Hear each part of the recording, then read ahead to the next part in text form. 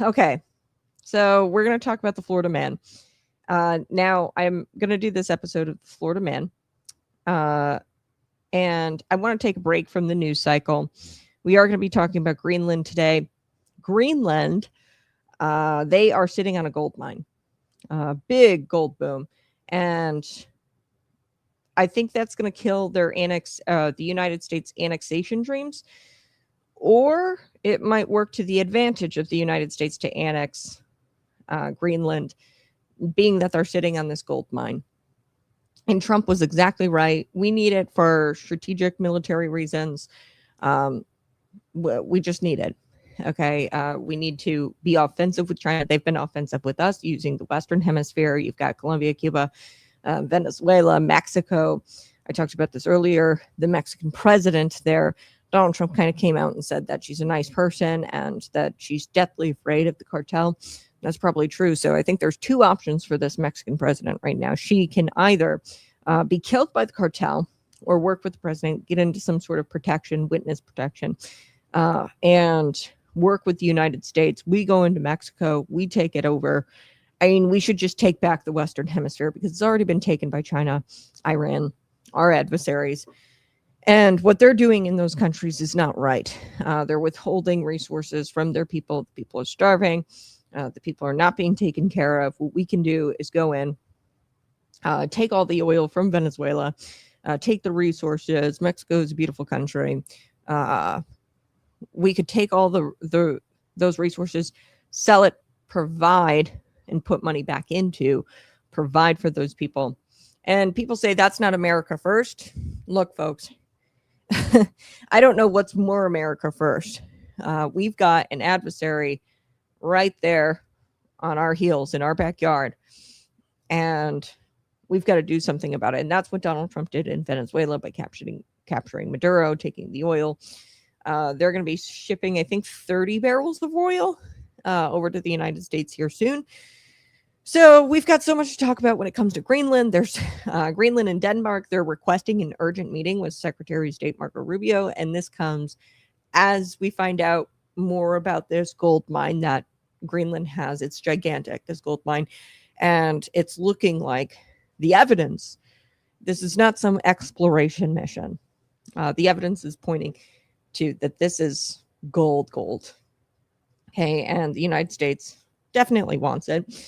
There's 50,000 people there in Greenland. They've got to decide whether they're going to be for their sovereignty and they're an autonomous possession of Denmark. So they don't really have a ton of sovereignty, or like they're not really their own nation. But they do kind of like govern themselves over there, the Greenlanders. And they've got to decide, hey, should we have the United States protect this gold that we've stumbled upon? And I think that's why they're calling for this urgent meeting with Secretary Marco Rubio. So Secretary of State Marco Rubio, smash that like button, share this out with your friends. But we couldn't, I know about that problem. Okay. So we've got sound now. Subscribe. Let me start with the Florida man. So the Florida man story, this is a nice break from the drumbeat of the news cycle. And this is a tale. Let me start with our tale. It begins in Polk County. So Polk County Sheriff Office deputies, and I love Polk County Sheriff. We're going to get to him, Grady Judd. He's hilarious.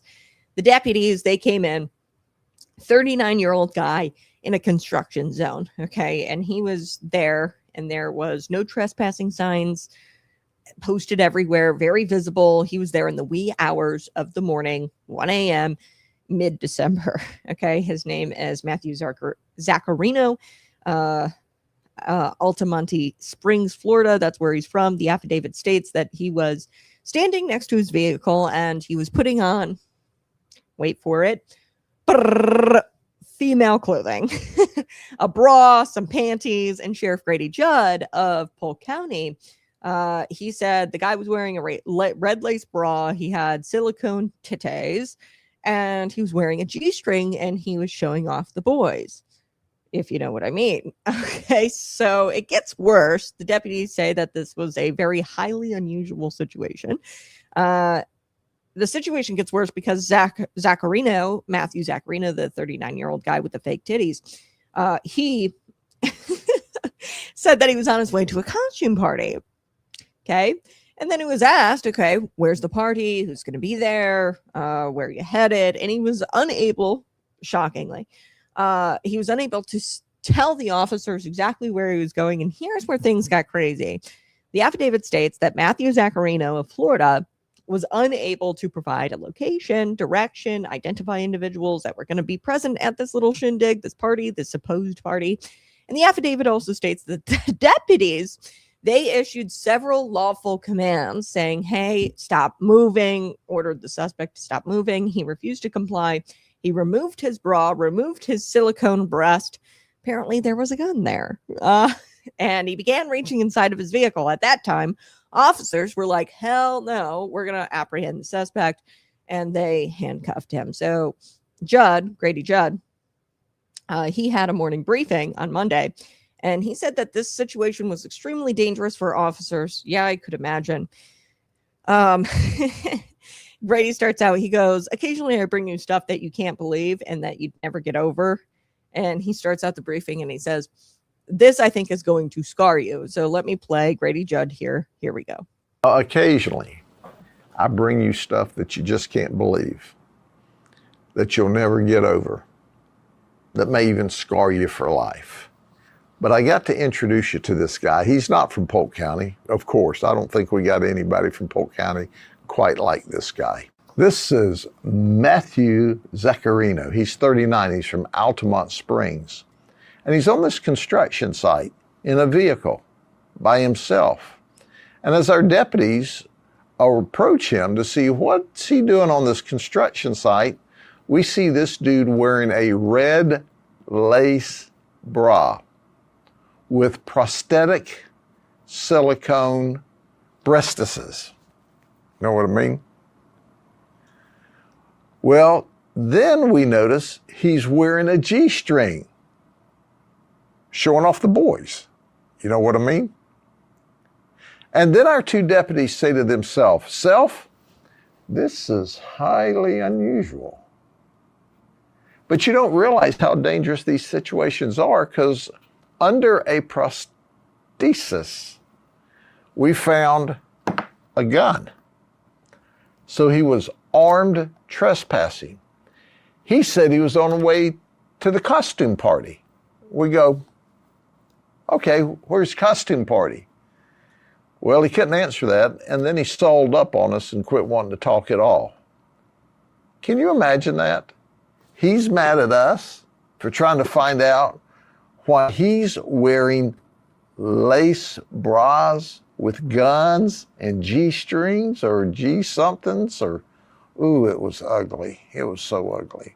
Anyway, he went to jail. Have a good day. Anyway, you went to jail. Have a great day. I love this sheriff. He's like my favorite sheriff in the nation. Can you imagine that?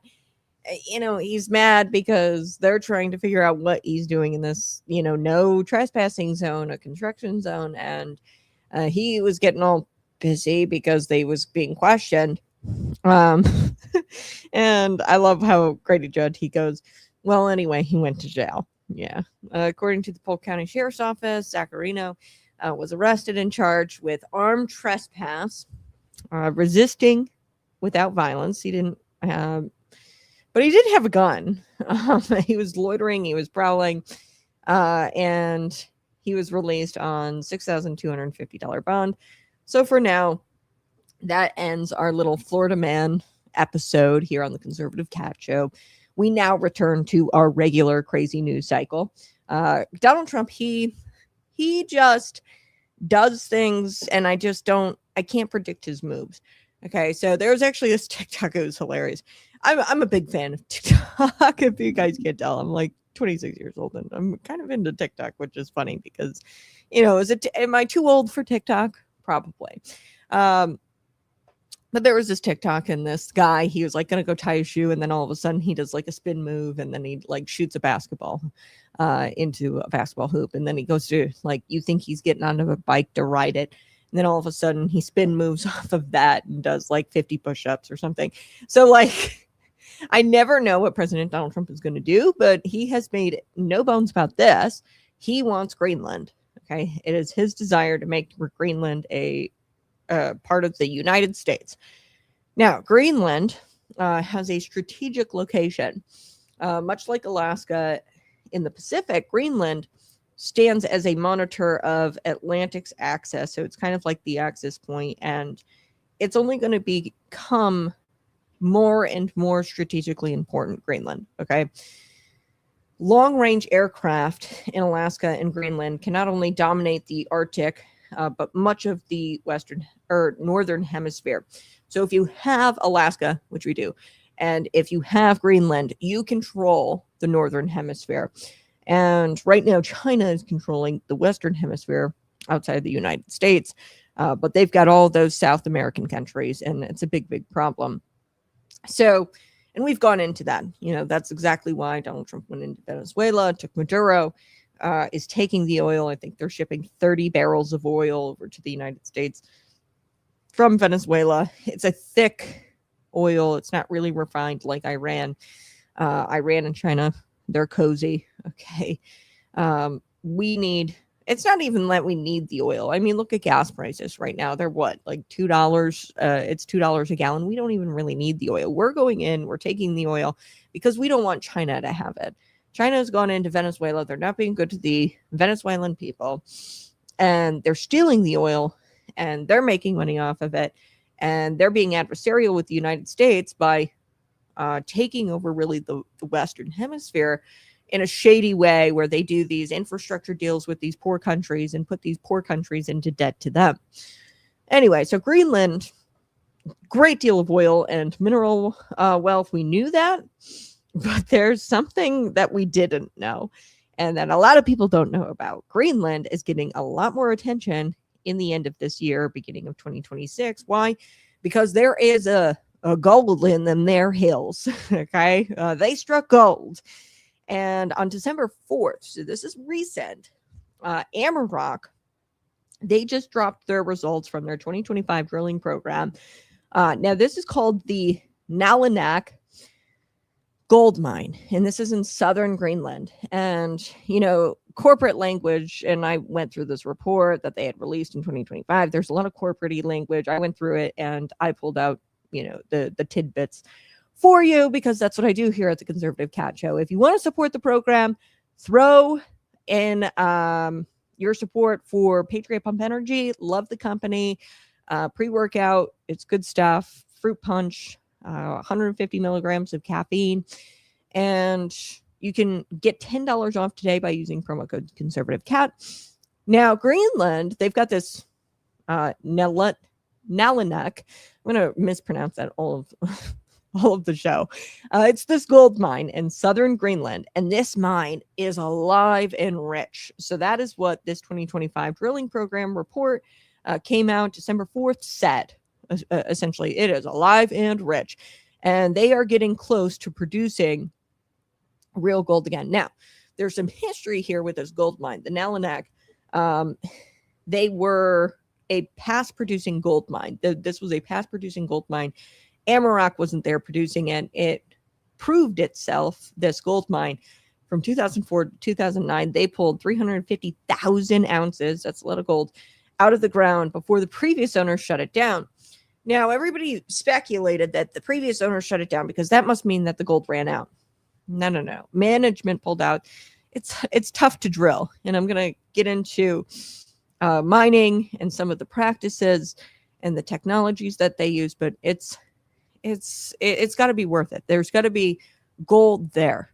If they're not anticipating gold to be there, they're not going to dump all of this work into the operation. Okay. But management, they just pulled out, and I don't think it was because the gold wasn't there. I think it was just because the operation just got to be so heavy. And they pulled out. Amarok came in, and they took over this massive property. It is 8,000 square kilometers. And they didn't play ESG games, nothing like that. Okay. What they did once Amarok got into Greenland, southern Greenland, they, took their operation seriously, and they began to drill. Okay. Now, here's where it gets a little jargony. It gets a little confusing if you're not a geologist, but I'm going to try to explain some of these terms to you and what they're exactly doing, Amarok there, because I want to make it clear that this is not exploration. This is not like we're looking for gold. No, there's gold, and the evidence is becoming very loud. So there's something called underground resource conversion drilling. So that's drilling done inside of the mine from the existing tunnels that are there to confirm that gold, the gold that's already known to be there. So we know that there's gold that exists there right now, but they're going to be doing this underground resource conversion drilling, and they're going to try to figure out how much gold there actually is. What they do, they drill the holes into this high grade rock or high grade intercept, and they cut into this rock, and it contains a lot of gold, and they're going to see how much of that gold is actually economically viable and is actually high grade. And the tunnels already exist. They're just confirming that the gold is there and how much of it is actually like mineable gold, economically valuable stuff. So they're cutting through the rock that contains a lot of gold. And what I think we're looking at here in Greenland, we're not looking at trace amounts. We're looking at, and we're not looking at maybe gold, maybe someday gold, because there can be some sort of process where you turn maybe gold into mineable gold. It's not a lot of that stuff, but actually economically meaningful gold, I think, is there. And this company thinks is there. So the mine sits in southern Greenland. It's very remote. And this is geopolitically important. And I'm going to get to why here in just a second. But Greenland is not just ice and polar bears. I think that Americans, we just kind of think of Greenland and we're like, oh, it's ice and polar bears. A lot of people that live there, it's not as livable as, say, Alaska. I have 50,000 people live there, and it's mainly the livable parts are on the coast there. And, it's not just ice and polar bears. This is a strategic resource frontier, especially as the West looks for alternatives to the Chinese-controlled supply chains. We don't want China getting Greenland. We want Greenland. Like I said, you control the northern hemisphere if you have Alaska and Greenland. And China is probably going to, I'm shocked that they haven't made the move yet to try to squeeze their way in to provide defense. I mean, right now, Denmark does that for Greenland. It is an autonomous possession of Denmark, Greenland. But I want to be clear, Amarok, this company that does the mining, they're not relying on outdated assumptions, okay?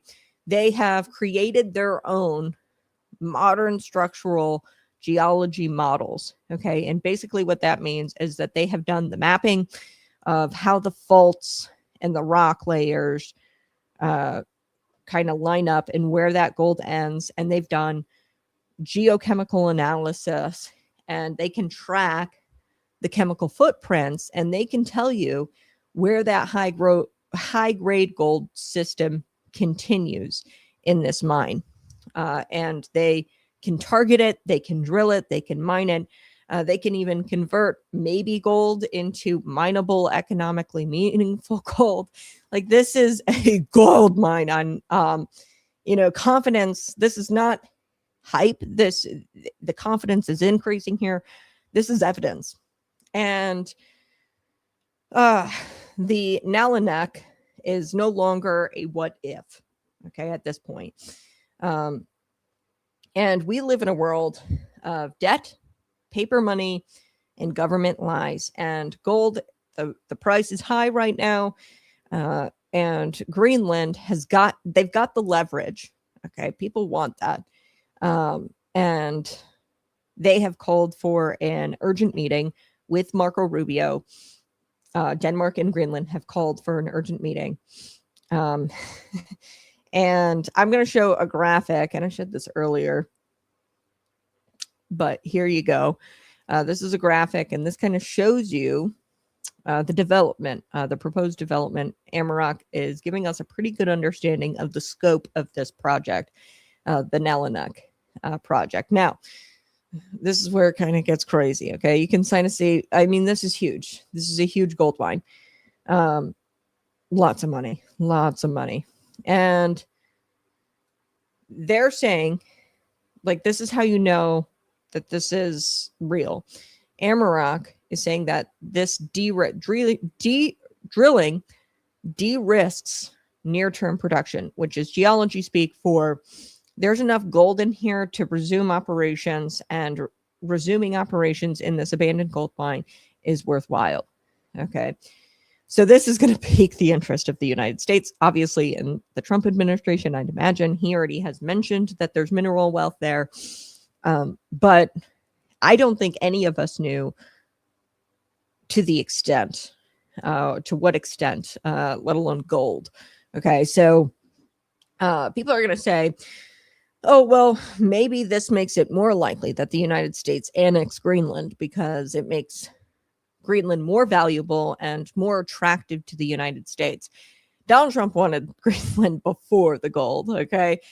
I think that this might make annexation harder and possibly less likely. And here's where the conversation gets really interesting, my friends, okay?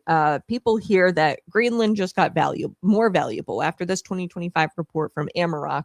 Oh, wow, this is extremely valuable. And we immediately jump to this idea that the United States will automatically annex it because it's more valuable, and that we're capable of doing that. And we can plant a flag and we can call it US 2.0, US territory, okay? But I think that it's going to make it 10 times harder. And here's why. Yes, Greenland became more valuable, but that's exactly why annexation is less likely, because they think that they've got leverage now. And they do. But let's be real. This is this is not really a country, and it's 50,000 people who live there. Okay. So stay with me, because this is why this matters. Greenland is, like I had mentioned earlier, an autonomous possession of Denmark. So that means Greenland governs itself internally while Denmark handles the foreign policy and the defense. What little defense. And if they were smart, Greenland, they would let us come in and defend them and annex the land to us. Okay. Because let's be real, they've got a cash cow there, or a prized possession, and they're not capable of defending it. And somebody's going to take it by force. And it's not going to be as pretty as if the United States were to come in there, annexation agreement, and then we take care of the people of Greenland. Okay.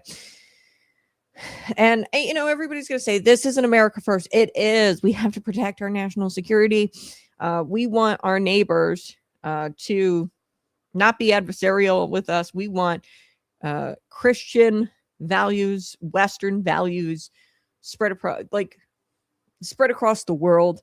And this is domination. Okay. And I'm excited about it.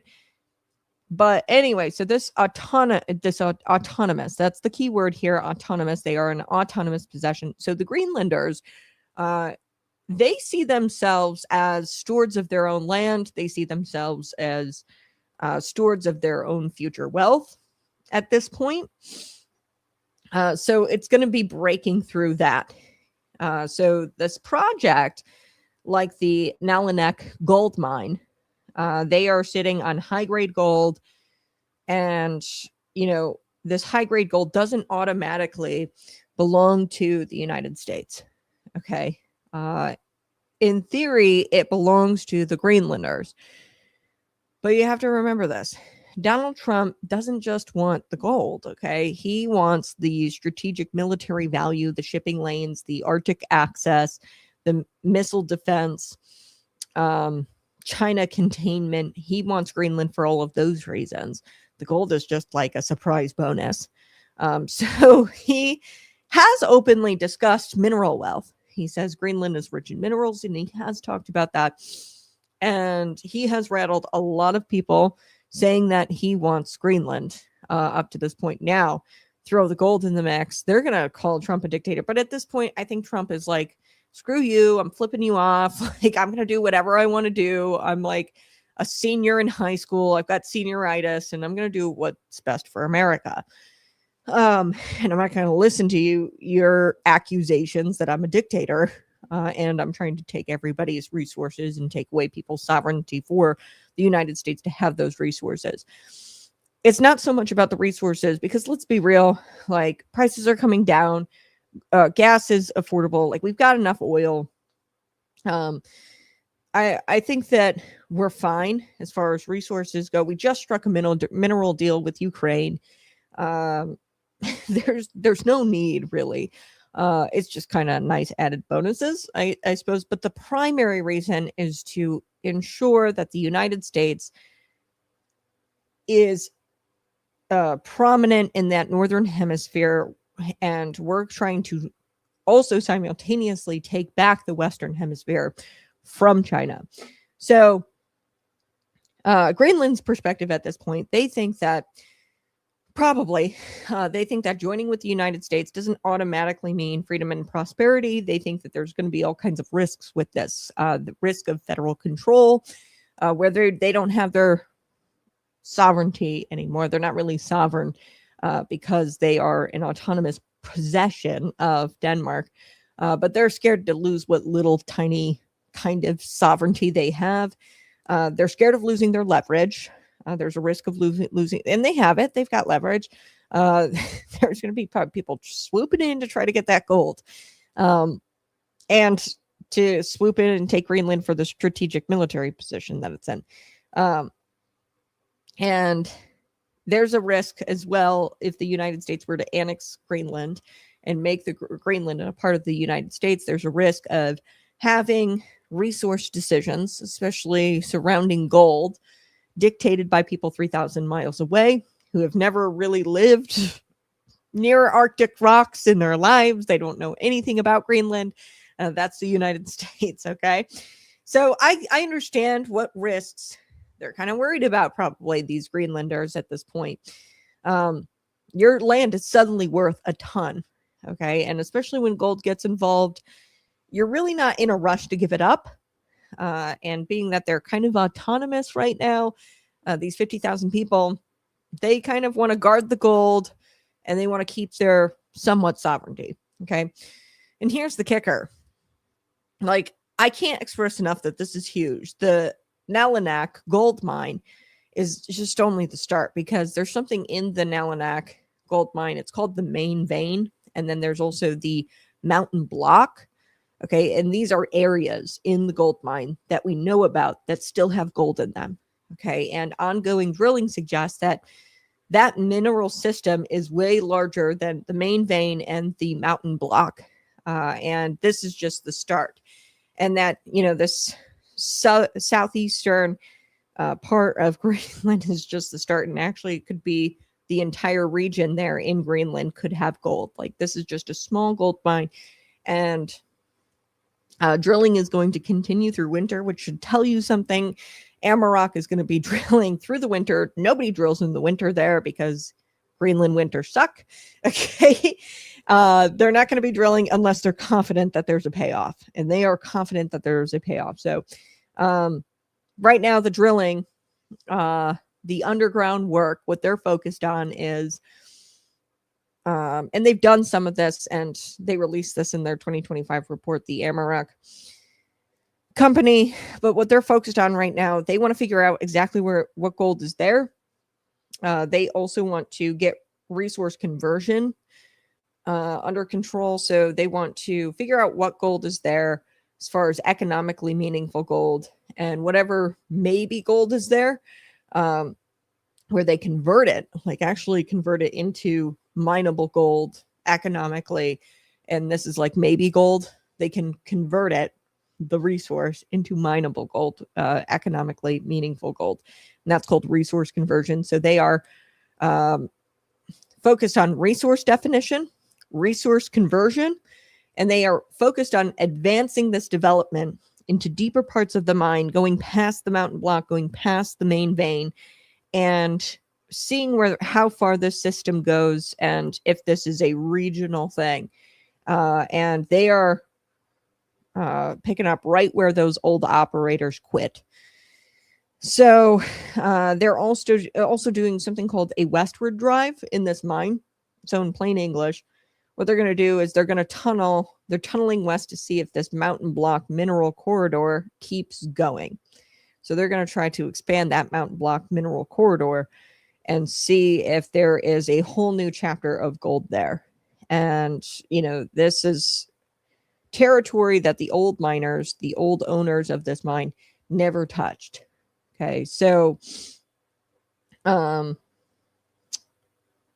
this is not guesswork. They are the geologists there on the ground. They're using precise targeting drilling tactics, and they're not doing expensive guesswork. So the reason why I bring all of this up is because we could, if there's an agreement, an annexation agreement, which I think is less likely now because they think that they've got all this leverage.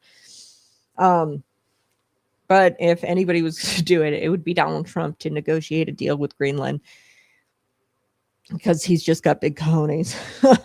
I quite frankly, and I talked about this, I don't know what his next move is.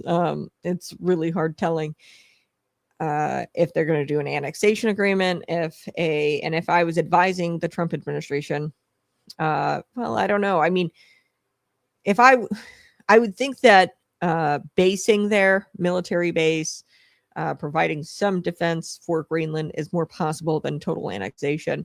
I'll get to that here in just a second. But, this is not like we could have gold if there was an annexation agreement.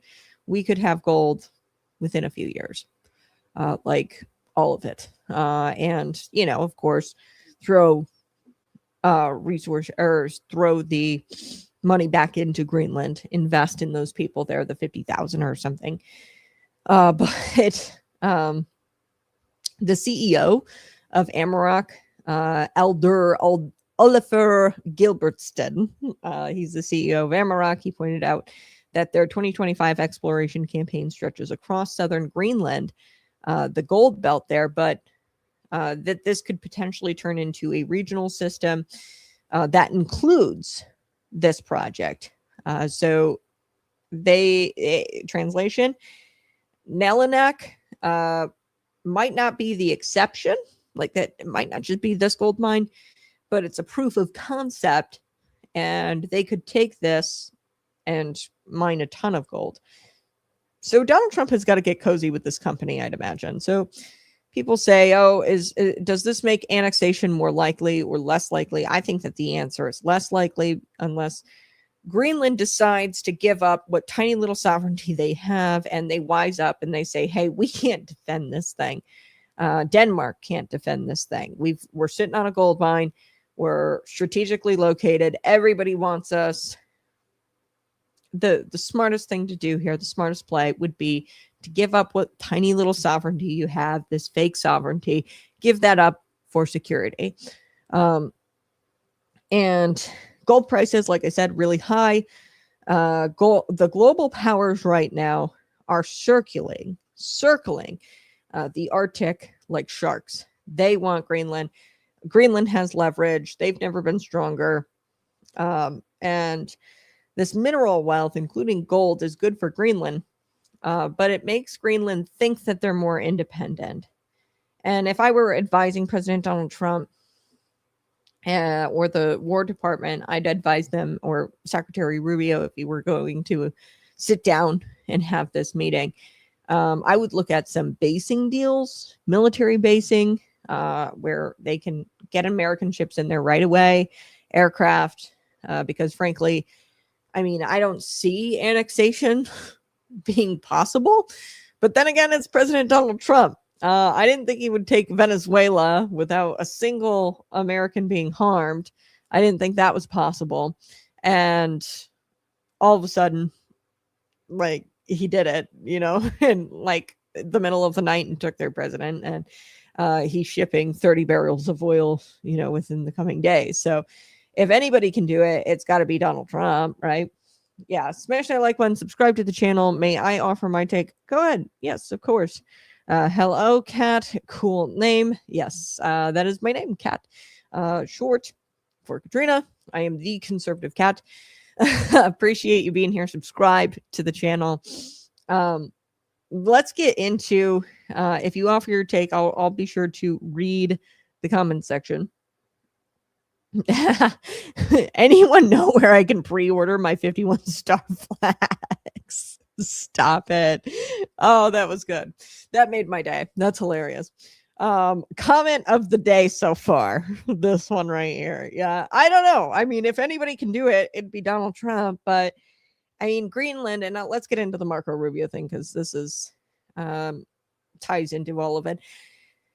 Greenland thinks that they're the bee's knees. Like, they are, like, you know, they've got all this leverage, and they do. I mean, they're sitting on this gold mine. They're strategically located. You're like 50,000 people. You're not a real nation, really. I mean, and you're an autonomous possession of Denmark. Denmark can't protect you. So this is why I think that they have called for, quote, an urgent meeting, the Greenland leaders and the Denmark leaders, with Marco Rubio. And I think that they're realizing that they can't defend this thing. So complete annexation through the art of the deal, possible. But they're definitely looking to the United States to provide some sort of defense. They have struck gold, literally, Greenland. And the Danish and Greenland ministers for foreign affairs, they have reached out for what they describe as a special meeting with Secretary of State Marco Rubio, who is like the Chuck Berry of Washington.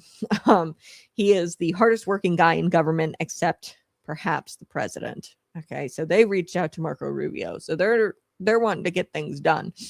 Denmark, Greenland, these ministers, okay, of foreign affairs. So it's not known what Denmark and Greenland wish to discuss exactly with Marco Rubio at this point. But they want to do it sooner rather than later. And Greenland and Denmark have reportedly requested a special meeting with Marco Rubio.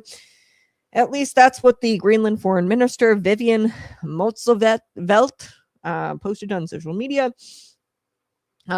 Look, you might want to get in line, Greenland, because Marco Rubio is running everything from the National Archives to Venezuela these days. So, yeah, he might be a little busy. You got to get in line, get on the calendar. Now, here's what she had to say, and I'm kind of translating loosely. I threw this into ChatGPT to try to translate it. So take that and do with it what you will. But I'm translating here loosely. Okay, so the government of Greenland, this is what she said on social media. The government of Greenland and the Danish government have contacted the United States Department of State with a request for an early ministerial meeting between the U.S. Secretary of State, Marco Rubio, and the Greenland Minister of Foreign Affairs and Research, Vivian Motzevelt, and the Danish Minister of Foreign Affairs, Lars Løkke Rasmussen. Okay, so they're wanting a meeting, an urgent meeting. The purpose of this meeting is to discuss the United States striking statements regarding Greenland. Okay, so the United States statements, really the president's comments about how he wants it. Okay, so up to now, it has not been possible for U.S. Secretary of State Marco Rubio to meet with the government of Greenland, even though the government of Greenland and the Danish government have repeatedly throughout 2025 requested a meeting at the foreign minister level. This is what she said on social media, okay? The Greenland minister. So, given the adversarial, vibe from that social media post, what do you guys think? Do you think annexation of Greenland is possible? I don't think that it's going to be on the agenda, but who knows? It's the Trump administration, right? I think it's safe to bet that they're not willing to talk about annexation. We might get a deal where we provide defense, and in exchange we get a cut of the gold, and we get an air base there, or a military base there. Okay, ships, aircraft. at least part of the meeting, they're going to be discussing, and this meeting is at this level. She said a foreign minister or a minister level. She wants a foreign meeting at a foreign minister level. So this is Euro speak for they want somebody like our Secretary of State. So he's like the equivalent, Marco Rubio, to a foreign minister. And they want to talk to a head honcho. Okay. They don't want to talk to, a mid-level guy. They want to talk to the guy. Okay. About this. So they're being adversarial sort of tone in this. And this meeting is likely going to, in part, be about the comments made by President Donald Trump about how he wants Greenland. So there's certainly probably going to be more talked about than that. These administration officials, these foreign ministers, they don't get together like that at that level just to air their grievances about what they say in the media. Okay. And what Donald Trump has said in the media. They're not going to just get together for that, especially considering what we just talked about, the gold mine, okay, that they're sitting on. So on Air Force One, Donald Trump was asked about Greenland. Let's take a listen to what he had to say. Here we go. It's about Greenland. We need Greenland from a national security situation. It's so strategic. Right now, Greenland is covered with Russian and Chinese ships all over the place. We need Greenland from the standpoint of national security. And Denmark is not going to be able to do it, I can tell you that. You know what Denmark did recently to boost up security in Greenland? They added one more dog sled. It's true. Sir, they thought that was a great move. What would the justification be for a claim to Greenland? What would the justification? Oh, I don't want to talk about Greenland now. I just say this. We need Greenland from the standpoint of national security. And the European Union needs us to have it. And they know that. Oh. Read between the lines there. Okay. What Donald Trump is saying is that Denmark is not going to be able to protect you, Greenland. Like, come on. You're sitting on a gold mine. Gold. I like this comment as well. Goldland. You mean Goldland. Yes. They're sitting on a gold mine. They're strategically located. You've got the sharks circulating. Russia, China. He mentioned that. And he said, we need Greenland. Donald Trump. So, there are parts of that statement that the Danish, Greenland government's officials, they're going to perk up and they're going to be like, what? Wait, what? And the president is, of course, right, okay, about Greenland and the strategic military value there. He also alluded to the minerals there, but I don't think that Donald Trump even knew the extent of what's there. Like Alaska is the crown jewel of the Pacific. Greenland, while it's less habitable, they are the crown jewel of the Atlantic. And Greenland is, in a very fortunate spot where you can control Atlantic entries into the Arctic Ocean. And, it's just going to become more and more valuable. And I think you want the United States on your side, not China, not Russia.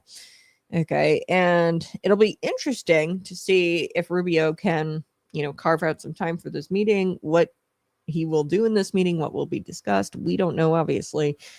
But you got to stay tuned. Stay tuned for that.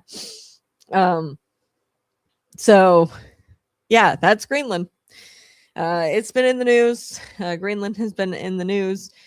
And, we've got to move on that quickly. I don't know. I think in the next, I don't know. He's going to do something on Trump. I don't know what this meeting is going to wind up breeding, but we'll have to see. All right. I got to take a quick break, but we're going to come back. Tammy Duckworth. She's in the news again. Smash that like button, share this out with your friends. I will be right back.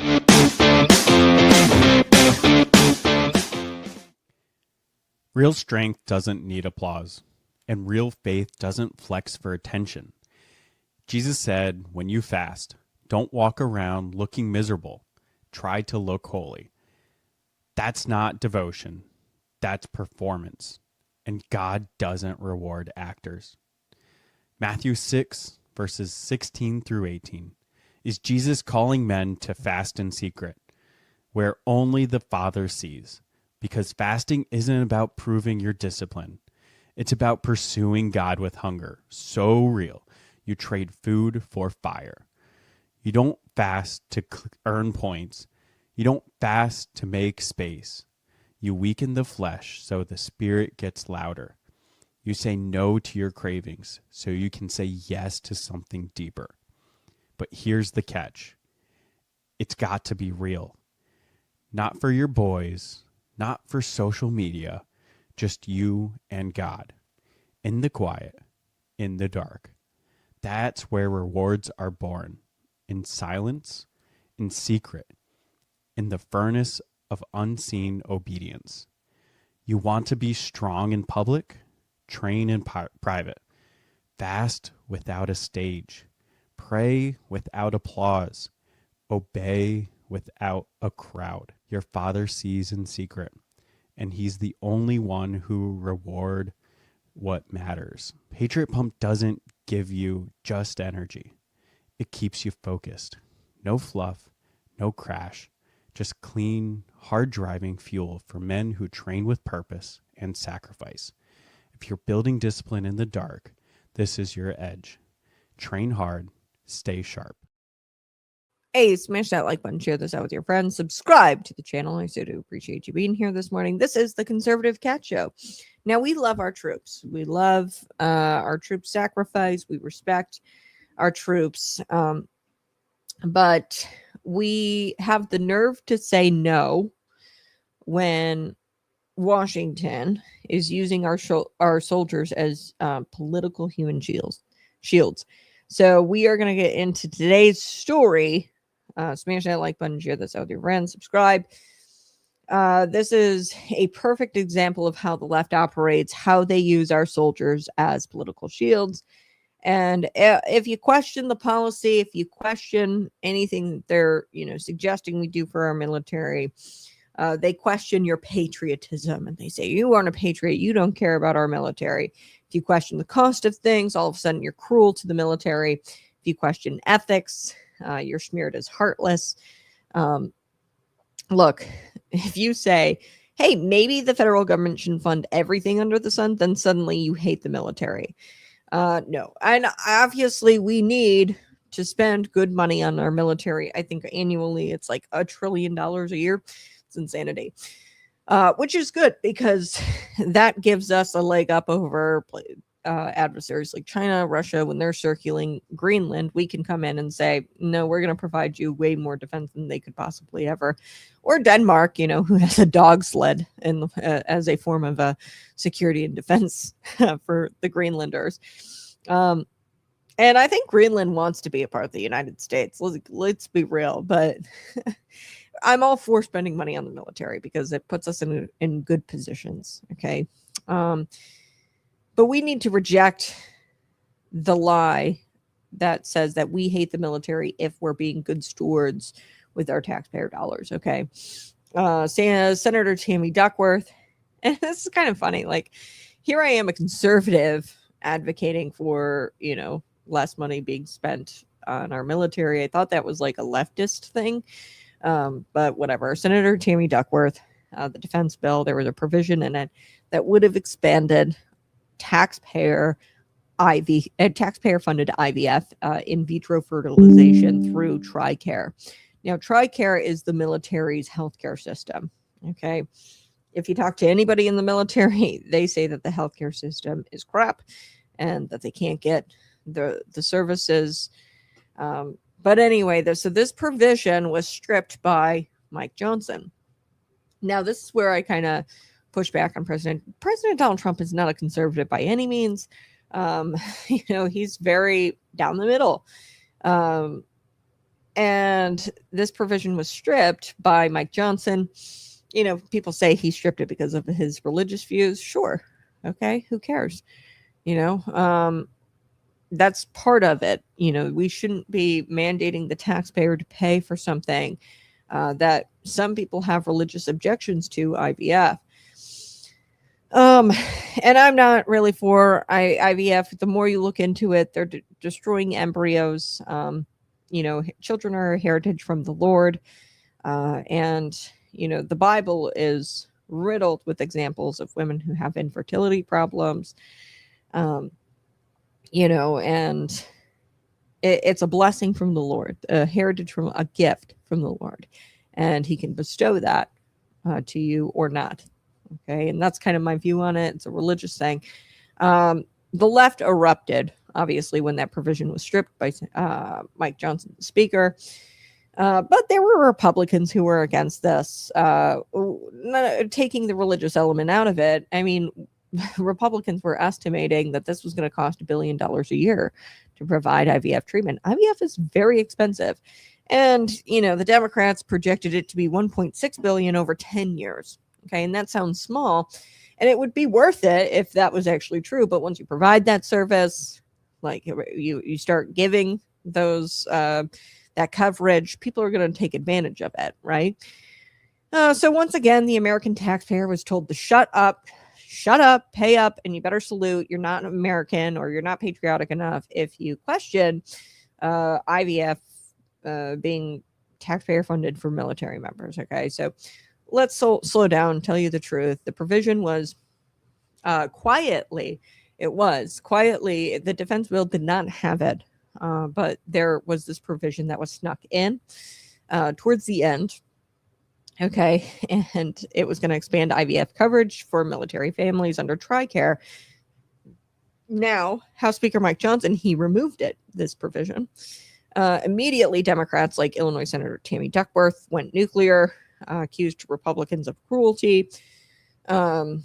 Advocacy groups accused Johnson of religious extremism, and the media has framed this as, how dare you? This is a heartless attack on our wounded veterans and military families.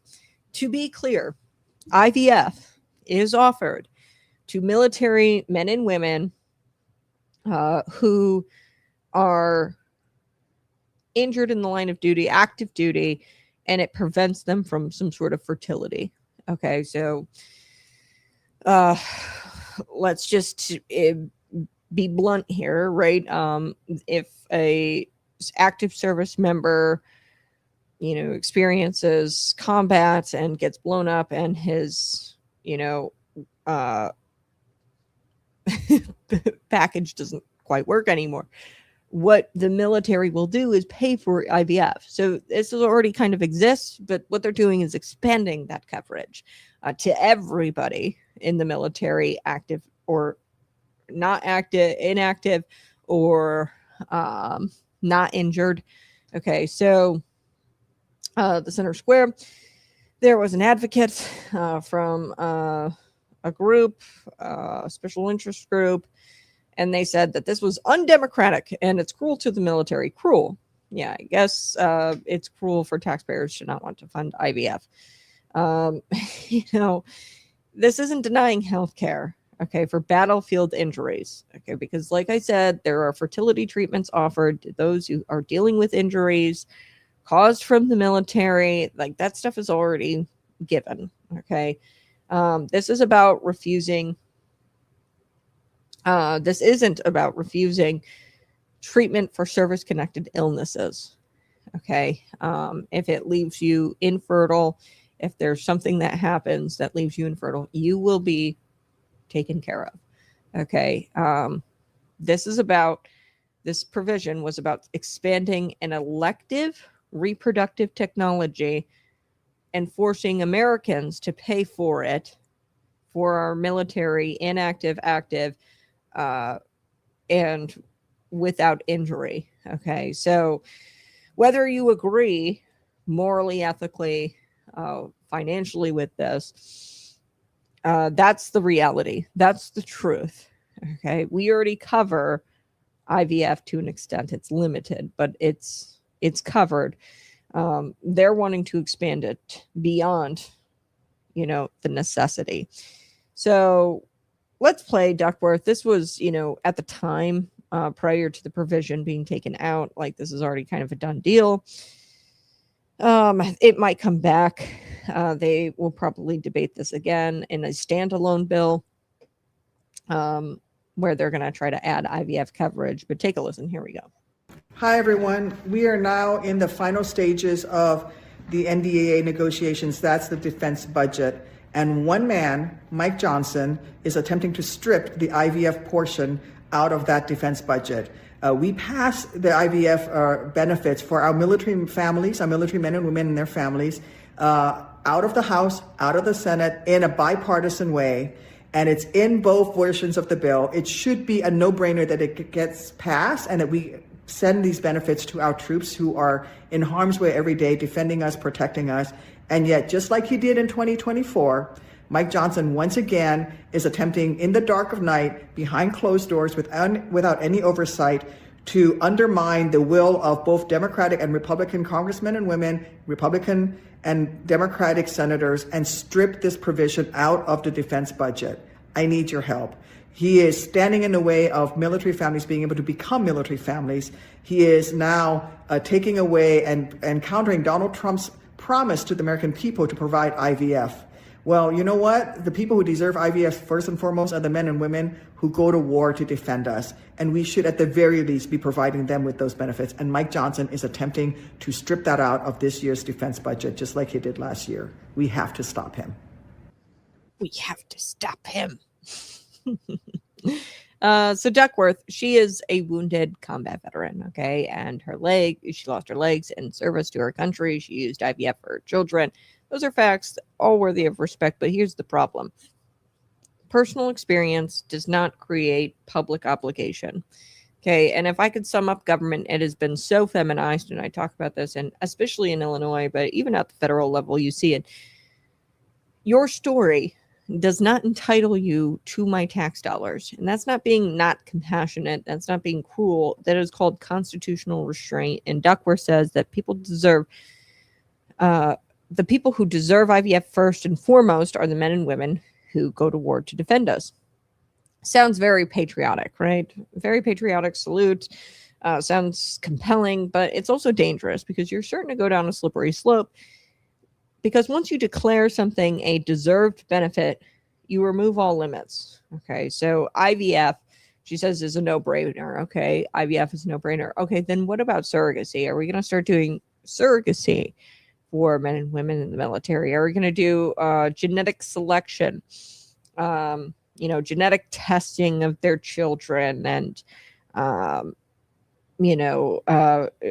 highly advanced fertility preservation technology? Are we going to start using that, for convenience, by the way? So fertility preservation, say a woman enters the military, she can preserve her eggs. This is very expensive to do out of convenience. So say she doesn't want to have children in her 20s, 30s, and she would like to have children at the end of her military career.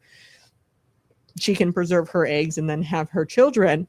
Surrogacy, paid for by the taxpayer. I mean, like, where does it end? You know what I mean? Like, this is expensive stuff. And, the government, once they enter the realm of creating life, there is no natural stopping point. And as Christians, especially Christians, we should understand that creating life is God's doing. Children are a heritage from the Lord. Life is sacred. Children are not entitlements. Okay, the government should never position itself as the arbiter, the financer, the manufacturer of human life. That is going against God and going against the Bible. It's just unbiblical. And, we can talk about money. Like I said, advocates said that this was going to cost $1.6 billion over 10 years. Small, sounds small, sure. If it was $1.6 billion over 10 years, I wouldn't even be really against it. That's just a drop in the bucket. But we all know that that's not going to happen. Republicans said that it's estimated closer to $1 billion per year. So what's the real number? Honestly, we don't know.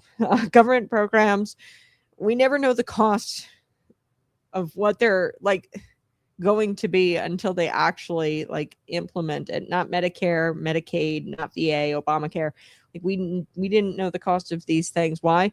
Because once a benefit exists, demand explodes. Like this is just common sense.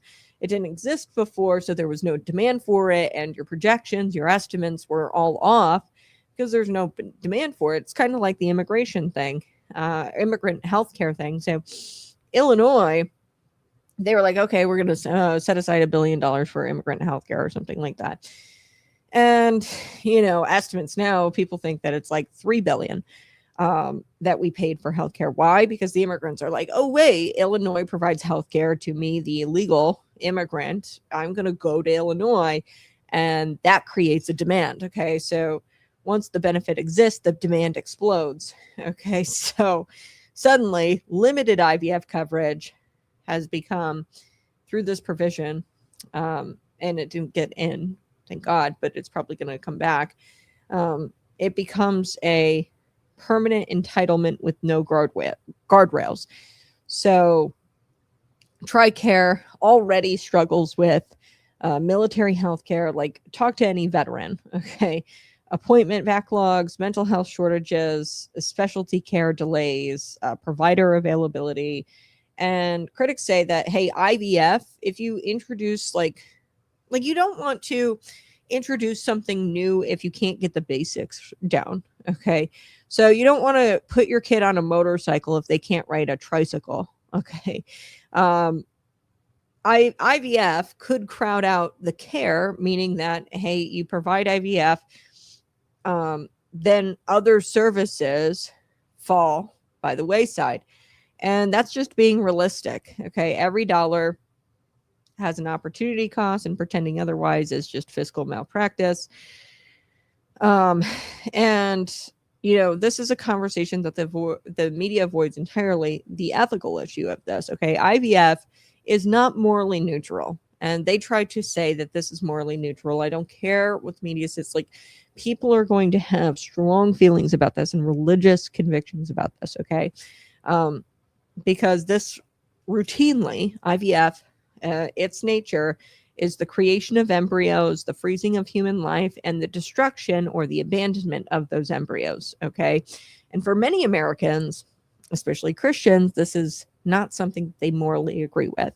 It's just like abortion. We can't force people to pay for abortion. We shouldn't be forcing taxpayers to pay for IVF. David Smith of the Illinois Family Institute quoted in the Center Square, taxpayers should not be funding this dubious medical procedure. Look, the federal government should not be forcing citizens to fund something that they don't morally believe in. Okay. And they believe destroys human life. That's not healthcare. It's, nationalized morality. They're trying to say that IVF is morally neutral. It's not. Okay. So let me be very clear. I support the military. We support here at the show combat care, PTSD's treatment, proper pay, disability services, family support, transition assistance into civilian life. What I don't support is turning the military into a political shield for progressive social policy. And that's what they're doing here with IVF, because once it's done at for the military, they're going to try to do it for Medicaid for people, Medicare, and taxpayers are going to be funding that. Just like here in Illinois, what they've done, the taxpayers are paying for women to have abortion doulas, which is an oxymoron. It's a woman who guides you through your abortion, and we as taxpayers pay for that through like this Medicaid omnibus bill they just passed. So our service members are not props. Their sacrifice is not leverage. Their uniform should not be used to silence debate. And that's really what they're trying to do here. They're saying, okay, because they have the uniform on, because they serve their country, they deserve everything, including elective procedures. And, this is a slippery slope. You could have women freezing their eggs. I see that as a very real possibility. Fertilization preservation. Out of convenience. They don't want to have kids in their 20s. They want to have kids in their 40s. And that's kind of impossible biologically. Not impossible, but like it becomes harder, and it's out of convenience. And like now you have the taxpayers paying for your fertility treatments that are, bred out of wanted out of convenience, not necessity. So the military's mission at the end of the day is national defense. And that's what like really bothers me all about this. Like we spend $1 trillion annually on the military. The military is not about population engineering. It is not about reproductive policy. It is not about ideological experimentation. And when lawmakers blur this line of what the military is actually all about, they aren't strengthening the military. They are politicizing it. And here's the bottom line. I respect Tammy Duckworth's service. I acknowledge her personal story. I support military families, and I can still say no to taxpayer-funded IVF. And that's not cruelty. That's clarity. It's not hatred. It's humility. And it's not anti-military. It's pro-constitutional government. And the left wants to expand IVF nationwide. If they want to do that, and they want to let them have a debate about it, but don't shut down people and say like, oh, you're anti-military or unpatriotic because you like want to debate this. And don't smuggle it into your defense bills, because they were the ones who smuggled that provision into the defense bill. Think about it. Defense bill. Like that has nothing to do with national defense or national offense, military operations, IVF treatments for elective IVF treatments for our military. That's got nothing to do with our national security. They smuggled it into the bill, and then they shamed dissenters.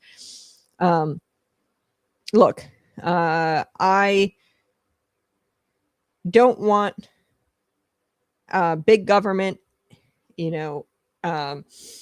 where government comes in and pays for everything for everybody. I don't want that. And that doesn't mean that I don't love the military, right? Or respect our troops. All right, smash that like button, share this out with your friends, subscribe to the channel. I so do appreciate you being here. That's going to do it for me at the end of the show here.